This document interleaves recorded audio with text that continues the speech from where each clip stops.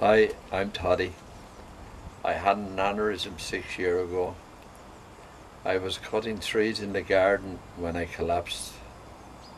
When I came to, I realised I was cutting my arm off with the chainsaw. I was taken to hospital and stayed there for 14 weeks. The main problem with an aneurysm is frustration. Trying to get a word out in a statement. You know what you want to say but can't. I go through very tired periods, bored at times, don't read like I used to. Sometimes I go through a kind of relapse and have to fight to get back. After 14 weeks I thought I was okay. Yeah. Now I'd be talking to you on the town, and as soon as you'd be gone, I'd say to Loris, what was that man we were talking? Yeah. Yeah. And I actually thought that I was alright. But I told him in Headway, Ireland, that I thought it was 18 months before I was right. Yeah. Yeah. But my wife informed me that it was 4 years before I was alright. Yeah. Because I had lumbar punctures and Mm. I had an awful lot done with me, like, you know, and it took me 4 years really Yeah. to get over it.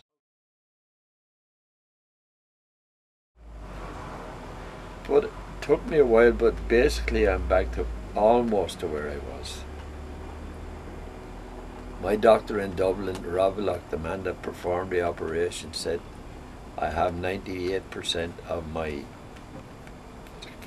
faculties. And I said, what about the other two, doctor? He said, I can't give you them. So when I repeated that story to another lady, doctor, she said, what about that 2%, Toddy? I say, I never had that. So I'm nothing to lose, really. I started to get up around 8:30 now. I used to do that before. I used to stop in the bed till 11, half 11. But now I got to that state of health that I'm feeling great, and we built a new house, and I can get out and do the garden instead of getting someone else to do the gardening for me.